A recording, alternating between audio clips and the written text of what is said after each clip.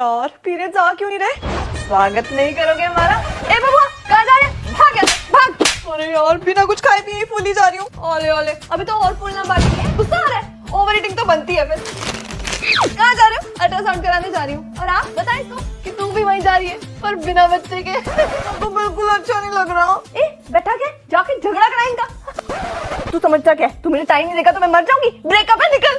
सारा चेहरा भर गया पिंपल से। देख देख माथे पे थोड़ी सी जगह बाकी है, चिपक जा जाके। और भाई अब तो रोज मुलाकात होगी। क्यों? अरे मैं आ गया हूँ ना तो हाथों पैरों के साथ तुझे फेस पे भी यूज किया करेगी। नहीं, सोन का पानी पी ले, पीरियड्स आ जाएंगे। जब देखो नए नए नुस्खे लेके आ जाती है।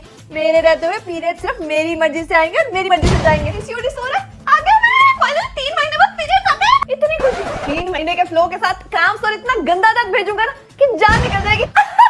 नाच नाच।